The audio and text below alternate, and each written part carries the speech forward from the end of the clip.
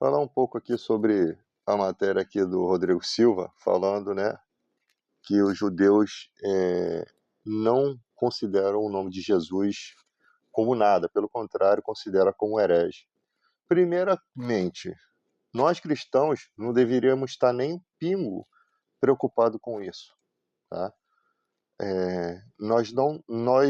Muitos cristãos acreditavam que havia uma ligação entre a igreja e Israel, quando na verdade é uma divisão, uma separação total. Quando nós lemos a Bíblia, Malaquias, o profeta Malaquias termina, né, o último profeta do Antigo Testamento, brigando, ele está ali brigando com o povo judeu que estava ali já começando a deixar de lado os dízimos, e inclusive a igreja atual, trazendo dos Estados Unidos essa teologia da prosperidade, que força as pessoas a dar dízimo. No início usavam esse texto de Malaquias: roubará o homem a Deus, todavia vós me roubais e dizeis: em que te roubamos, Senhor? Nos dízimos e nas ofertas, trazei todos os dízimos à casa do tesouro. Então muitos trouxeram essa teologia para o Brasil. Alguns não tinham conhecimento, eu tenho certeza disso, porque eu conheci pessoas que afirmavam isso e acreditavam nisso, mas o problema é que depois que elas descobriram a verdade, elas não retrocederam, elas não deram explicação, elas mantiveram-se com os dízimos, as ofertas, elas não explicaram ao povo, elas ocultaram isso, não foram verdadeiras. Então, continua o dízimo do julgo, da obrigação, sendo que para o judeu essa obrigação ela não é tão pesada, ela não era tão pesada, porque hoje não existe mais a casa do tesouro, o templo foi destruído em 69 pelo comandante Tito, foi profanado, ele fez sexo dentro do templo, tá? Destruiu. Em 135 o imperador Adriano, quando houve uma revolta dos judeus de novo contra o povo, contra os romanos, em 135 foi destruído, foi expulso os judeus de Jerusalém. Aí os judeus se separaram, os israelitas se separaram pelo mundo todo, e uma parte acabou sofrendo as pressões do partido nazista e caiu lá na situação do Hitler. Uma parte, tá? Não foram todos os judeus ali. Tem gente que acha que todos os judeus, tá? Os 6 milhões de judeus, eram só isso que existia, que foram dizimados, e 1000 e poucos salvos por Schindler, né, do filme A Lista de Schindler, que era um espião alemão, católico. Ele era um espião que depois parece que Deus muda o coração dele, porque aquilo ali foi uma mudança de Deus mesmo. E ele que queria ganhar lucrar com os judeus, com a mão de obra dos judeus, fazendo talheres e pratos para os soldados na época da guerra, né, na sua indústria, e conquistando o coração dos generais com contrabandos de comidas, de charutos, de uísque, coisas que não tinha na guerra. Ele conquistava ali generais, conquistava a admiração deles como um homem poderoso e conseguiu, com essa influência, salvar, acho que 1000 e poucos judeus. Desses 6 milhões foram mortos, né? Então, aí vamos ver a história hoje. Um povo que sofreu tudo isso não poderia ser um povo que não ama o seu semelhante, porque o mundo todo vê isso e viu o sofrimento que eles passaram. Aquele povo passou, os descendentes deles sofreram, mas os que ficaram de fora, os judeus que ficaram de fora, simplesmente só viram o seu povo sofrer, não sofreram isso, tá? Uns até parece que se vitimiza dessa situação, mas não passaram por nada disso, foi só o povo deles, e é lógico que quando o seu povo sofre, você dá uma certa importância maior. Eu costumo dar importância a todo o sofrimento do mundo, e não somente daqueles do povo brasileiro. Nós tivemos a tragédia aqui no Rio Grande do Sul, é um sofrimento. A tragédia em Gaza é um sofrimento muito maior, e de anos de sofrimento. Então, trazendo esses dízimos para os dias de hoje, de Malaquias começa brigando com os judeus ali, tá? E ali já é um indício de como seria uma tragédia um mundo sem os judeus buscarem a Deus. Os judeus sempre consultavam a Deus quando ia à guerra. Toda vez que o povo israelita, que não era povo, tá? Os hebreus, lá no princípio, eles eram um povo escravizado pelos egípcios. Havia uma profecia de que depois de 400 anos eles sairiam de lá com tesouros dados pelo faraó. Então, estava um profeta, uma profecia ali, que ia acontecer aquilo. E o Moisés vai apresentar essa profecia para o faraó de que deveria libertar o povo. E tem gente com pena dos egípcios e não dos judeus. É isso que eu não entendo. Os hebreus, que não chegavam a ser os judeus ainda, os hebreus, eles aprisionados lá, sofreram por 4 séculos de escravidão. Inúmeras injustiças. Inclusive, se você questionar por que Deus matou os primogênitos lá dos egípcios, eles fizeram o mesmo lá com Moisés, na época de Moisés, que quase Moisés foi morto. Ou seja, dava uma cisma no faraó, ele fazia o que queria, até dizimar crianças. Entende? Então, quando Deus vem com as suas pragas, Deus vai apresentando as pragas de forma branda para mostrar o seu poder contra os ídolos de Faraó. Mas Faraó chega a um momento que desafia a Deus e Deus endurece o coração dele. Foi isso que aconteceu com Judas Iscariote. Judas Iscariote, ele sempre andou com Jesus, Jesus mostrando coisas boas. E para os egípcios sempre viveram bem também. Deus faz a chuva cair sobre bons e maus. E na vida de Judas Iscariote, ele viu milagres, ele participou, ele usou o nome de Jesus, ele participou dos poderes dos céus. Mas ele não deixou de lado o materialismo, tá? Ele não deixou de lado a avareza. E hoje em dia existem pessoas com o mesmo espírito de Judas Iscariote. Quando você vê esses pastores aí que não deixam de lado a avareza. Quando a igreja faz vaquinha para comprar iPhone para pastor. Quando o pastor fala que pode passar o dízimo no cartão de crédito. Quando o pastor se preocupa só com as coisas materiais e a igreja parece um desfile de beleza. As mulheres a cada dia estão preocupadas em se mostrar melhor do que as outras. Meninice, criancice, né? Babaquice gospel, eu chamo assim. Tá? E um monte de questões que se dizem espirituais, roda daqui, pula dali, manifestações estranhas que você não encontra na Bíblia. Você não encontra lá Olha que a igreja da época de Paulo era uma igreja que todos tinham tudo em comum. Era uma igreja que vivia, que o Espírito Santo atuava com milagres, com poderes, até anjo aparecia para livrar Pedro da cadeia, e não tinha ninguém rodopiando, e não tinha ninguém caindo, e não tinha ninguém recebendo essas porções que se dizem de poder, né? Que mais parece uma entidade que está entrando na pessoa, vindo. Parece que a entidade pulou de paraquedas e bateu na pessoa, e a pessoa sai capengando para o lado. É ridículo o que a gente vê hoje. Então, eu não entro numa igreja para assistir um culto se eu ver essa palhaçada. Eu prefiro nem ir à igreja, se as igrejas forem todas assim. Eu prefiro ser a minha própria igreja. Não aconselho a ninguém ser desigrejado, porque Paulo diz que não se deve afastar-se da congregação, como é de costume de alguns da época que estavam fazendo isso. Porque ali na congregação você tem irmãos que você precisa ajudar, que precisam te ajudar, é uma troca de conhecimento. Em uma guerra a igreja tinha que se unir. Você vê a pandemia, a igreja toda desunida, pastores vendendo álcool em gel, vendendo máscara, aproveitando da situação, aglomerando gente, matando idosos, sem conhecimento, sem discernimento do tempo que está vivendo. Tá? Aproveitando da situação para dizer que curava a Covid, negando vacina, fazendo gesto de arminha dentro da igreja. Isso é uma prova de uma igreja caída que se dizia espiritual. Tá? É aquela igreja do Apocalipse que precisa comprar colírio. É de Deus. O povo é de Deus. Os líderes podem ser uns Zé Ruelas, mas a igreja em si, os membros são de Deus, mas precisa ter o colírio para que veja. Então, cego, pensam que são ricos, está lá, mas são miseráveis, são cegos, estão nus. Diante de Deus não tem nada. Não tem nada. Estão nuas, a sua vergonha está à mostra.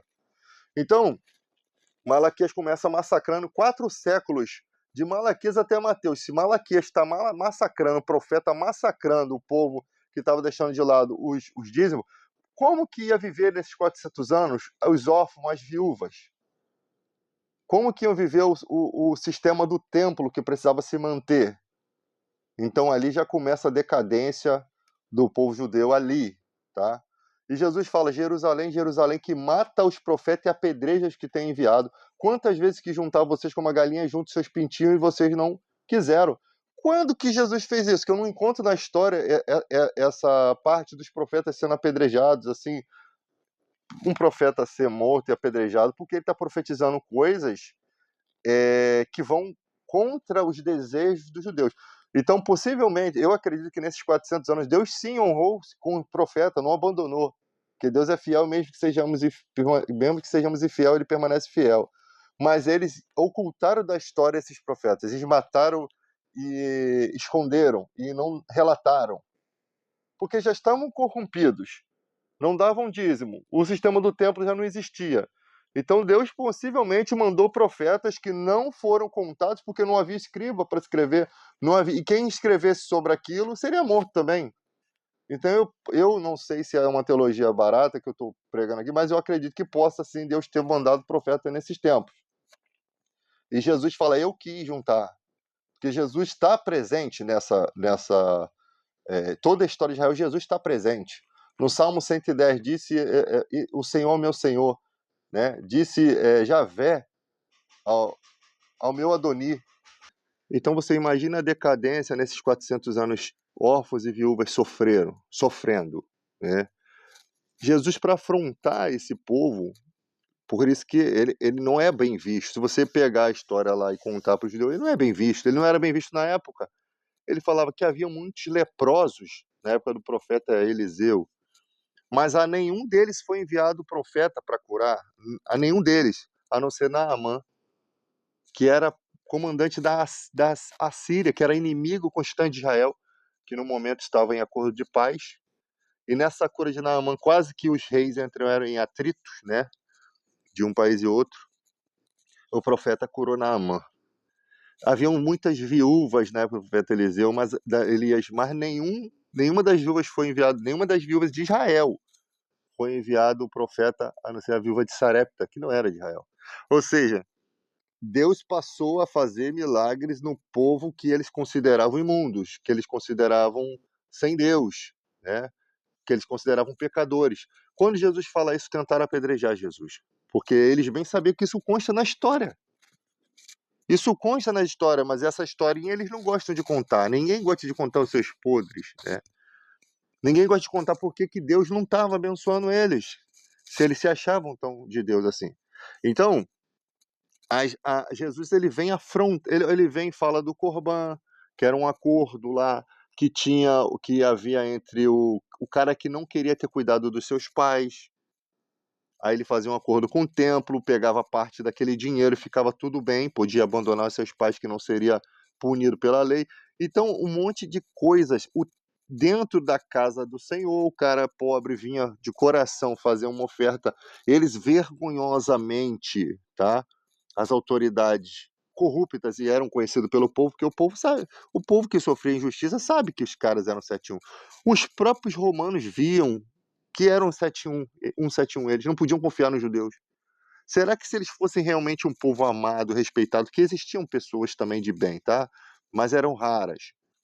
Você vê José da cidade de Arimateia, Nicodemos, eram homens bons, que reconheciam. E Jesus falou que muitos na sinagoga compreenderam que ele era o Messias, creram que ele era o Messias, mas não confessavam por medo de perder sua posição na sinagoga, porque eles iam ser perseguidos e talvez mortos, como aconteceu com Paulo ser perseguido.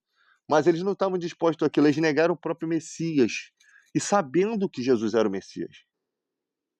Eles mataram Jesus, muitos de forma consciente, por não o defender, por não...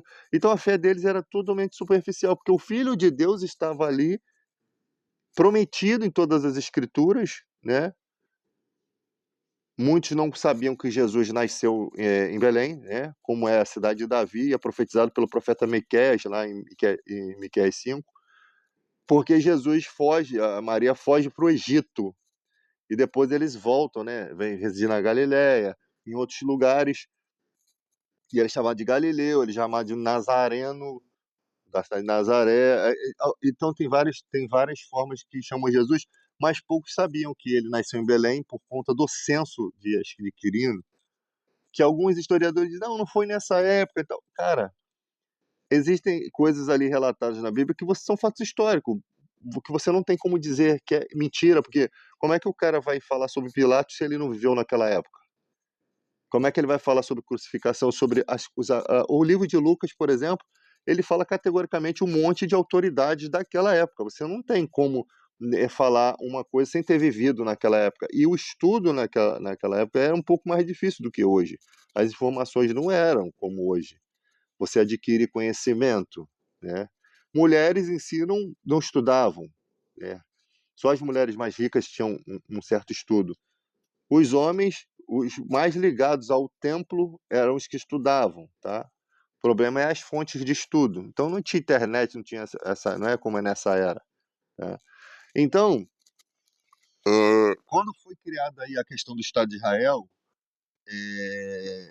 esse Estado de Israel foi criado e isso não foi um desejo em 1948. Não era aceitável para os árabes. Os árabes estão desde 638 lá. Israel só chega em 1918. 1908, o Theodor Herzl começa a falar que os judeus deveriam ter uma pátria, né? O jornalista lá, o escritor, falar que os judeus teriam que ter uma pátria em Israel, que era importante. Eles voltam, né, para a Palestina, que foi mudado o nome pelo imperador Adriano, né, o nome lá de Jerusalém tornou-se Palestina. Eles haviam sido expulsos em 135, foi mudado o nome. Cara, de 135 a 1908, 18, é muito tempo.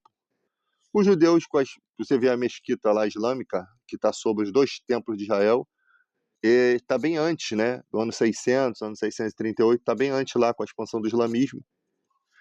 E os judeus chegaram lá e arrumaram encrenca com as suas milícias, a Haganah, as duas outras milícias que tinham, e, enfim, começaram a tomar aquele lugar dos árabes. E aí houve-se, de acordo com a Liga das Nações, foi uma divisão de terras, foi oferecida uma terra no continente africano para os judeus, eles não quiseram construir a pátria lá, e aí dividiu-se a terra, os árabes não aceitando, os judeus vieram, pum, com a ajuda dos Estados Unidos e por petróleo, tá?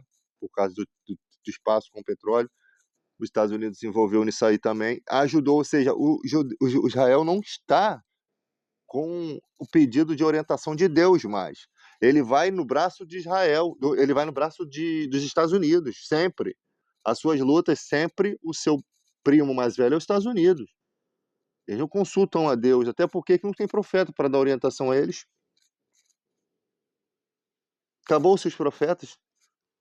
O evangelho seria a nova forma de vida, a graça, porque a graça ela é profetizada lá no início, quando Abraão ele tem um encontro com Melquisedeque, quando ele vai à guerra, Melquisedeque oferece aos seus soldados, né, o rei de Salém, o Melquisedeque, rei de Salém, oferece aos soldados de Abraão alimentos, abençoa Abraão, Abraão dá o dízimo na pessoa de Levi, Abraão entrega, tá, Paulo cita isso, que Abraão dá o dízimo, e Levi ainda, os levitas nem tinham nascido ainda, então ele dá o dízimo na pessoa de Levi, Melquisedeque abençoa ele, né, tá?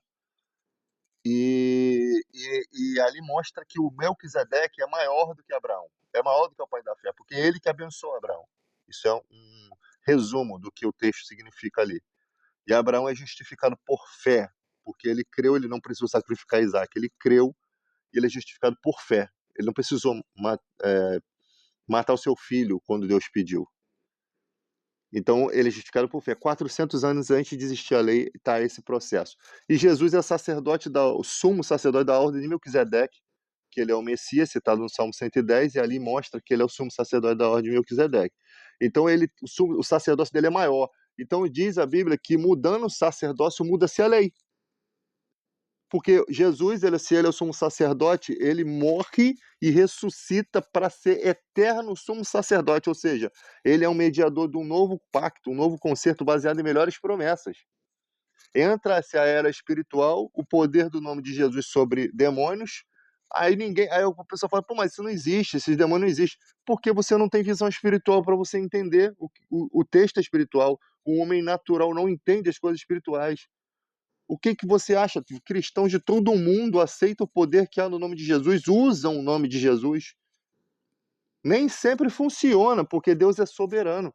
Nem sempre as coisas funcionam, mas a orientação é usar o nome de Jesus. A Bíblia nos manda orar. A oração da fé, chamar os presbíteros da igreja, usar o nome de Jesus, tá? Mas a igreja materialista não quer saber disso. Ela não vive isso para poder experimentar isso. O coração é como se Deus estivesse numa frequência de rádio e todo mundo estivesse em outra frequência. Você não vai ouvir a orientação. Você não vai dar importância àquela música que está tocando. Você está em outra rádio, você está em outra frequência. Então, você vai numa igreja hoje, não se fala do poder no nome de Jesus. Se fala de forma banal.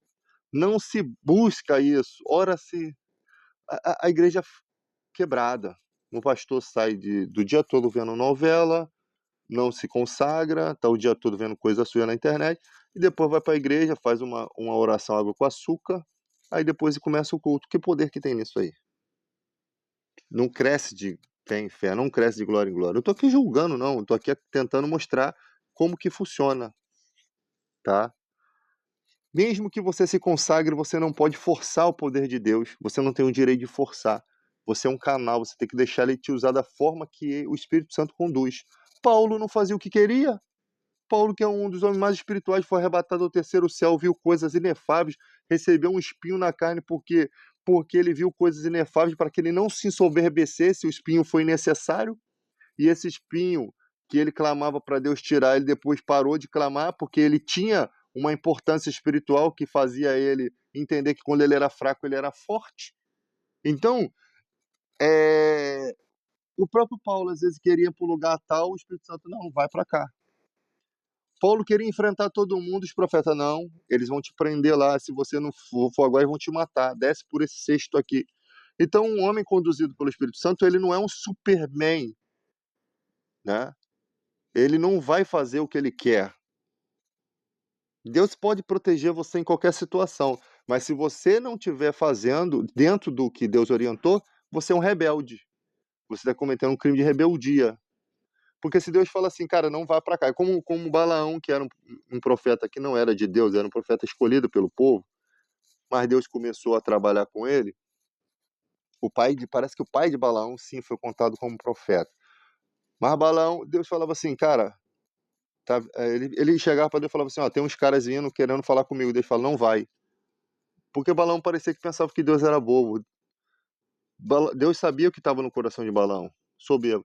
Aí ficava insistindo com Deus, aí Deus fala, então vai, cara. Então vai. E chegava lá, quebrava a cara. Porque se Deus é sim, sim, não, não, o que passa disso é procedência maligna. Se ele falou não vá, você não tem que ficar perguntando depois, pai, será que eu posso ir? Ele já te deu uma resposta, acabou. A resposta foi essa. É não, é não. Então, trabalhar o psicológico, querer trabalhar com o psicológico humano em relação a Deus é complicado. E aí você tem, hoje, por exemplo, essa situação em Gaza. Um massacre. Ninguém fala mais nada. Um massacre que surge exatamente no momento que a Ucrânia está em guerra com a Rússia, que os Estados Unidos pode financiar armamento para Israel. Aí fica nessa mentira de que os Estados Unidos não vai se envolver. Pelo contrário, isso é tudo maquiagem. Os Estados Unidos está envolvido em carne com Israel, até porque 6 milhões de judeus moram nos Estados Unidos. Eles são um em carne, mas eles ficam nesse jogo. Eles são tão podres que parece até criança. Não, a gente não apoia. Na verdade, não apoia, mas as armas estão entrando lá. Assim, o que eles falam e o que eles fazem são coisas completamente diferentes. Entende? E tá lá, aquela população lá, 46% da população menor de idade, sofrendo um massacre. Aí eles pegaram a questão do Hamas, tentaram mostrar que aquele povo todo é o Hamas. Aí o Ocidente, que não entende bodega nenhuma de história, que não pesquisa, fica assim, não, esse povo é o Hamas. Porque o Brasil, por exemplo, já tem um preconceito contra o povo árabe. Há pouco tempo que a gente foi entender um pouco da cultura árabe, que nem todo mundo é extremista, que entre eles há separação, né? Como eu esqueci o nome lá que se dá. Os próprios muçulmanos são divididos, né, na sua crença ali, um pouco diferente. Eu esqueci o nome, eu falei no outro vídeo, mas não, esqueci o nome. Daqui a pouco eu lembro. Então, você tem xiita e o outro lá. O próprio brasileiro ainda não entende a cultura islâmica, tá? Não vou dizer para você que se o islamismo tomasse conta do mundo seria mil maravilhas, não, porque quem não é conduzido pelo Espírito Santo não vai ter o amor, respeito ao amor a Cristo em sua magnitude, né, de todos. Porque pode ser que alguns tenham esse respeito a Deus, mas nem todos. Porque nesses países é muito fácil a liderança deles se tornar corrupta, né? O extremismo toma conta das lideranças, tá? E quanto aos cristãos evangélicos que têm o Espírito Santo, que conseguem discernir, eu não entendo como que elegem Bolsonaro como presidente. Um cara que não representa pátria, família, não representa Deus, tá? Não representa nada. Mas eu não estou aqui para ficar agradando os outros, pode chamar de petista, eu sou mesmo. Não estou aqui para agradar os outros, mas entre o Lula e o Bolsonaro eu prefiro o Lula. E eu não estou nem aí se você vai dar dislike no vídeo, porque eu não nasci para ficar agradando nenhum cristão tem que ter essa personalidade de ficar tentando agradar as pessoas. Se eu começar a tentar agradar as pessoas, eu perco a minha personalidade. Eu vou falar o que eu sou, como eu penso, e não quero saber se a tua opinião é diferente ou outra. E se você tem uma opinião diferente, absorva o que é importante, entende? Eu não fico fazendo vídeo para ficar paparicando as pessoas por curtida, por like. Eu acho isso uma palhaçada, perda de personalidade. É o que mais tem na internet, a perda de personalidade. Ninguém dá mais valor à personalidade, que deveria ser a integridade, né? Até porque nós estamos num mundo em que as pessoas acham que a Anitta é a responsável por toda a perversão. Aí quando você olha nas redes sociais, pessoas casadas, pervertidas, tão pervertidas quanto ela. E se tivesse dinheiro, seria pior. Dura, elas conseguem ser pior do que, o comportamento de outras pessoas aí, da fama. Então tem gente que sempre quer pegar um representante do mal e colocar, não, e jogar os seus venenos, mas quando na verdade é a sociedade que está assim. É só você ver o número de gente fazendo o mal e sendo presa, e cada dia a gente tem surpresas de tanta maldade que tem nesse mundo aqui, que não dá vontade de não ser amigo de mais ninguém. Porque você não sabe o que passa na cabeça das pessoas. O ser humano está ficando, os prudentes estão ficando cada dia mais isolados. Eles não estão se aproximando, eles têm medo. Você conhece uma pessoa hoje, fica 10 anos sem ver ela, você não sabe mais quem é aquela pessoa. Você não sabe se é ela aquela boa pessoa que você conheceu antes, tá? Assim também, se a pessoa às vezes era ruim, hoje em dia ela pode ser uma pessoa boa. O mundo é muito relativo, sabe? É muito volátil, é complicado. Então, esse negócio de ficar tentando agradar, que os judeus são amiguinhos da igreja, não são. Se os judeus estivessem com maioria nesse mundo aqui, a gente seria massacrado, como na época de Cristo. Eles continuam odiando Jesus.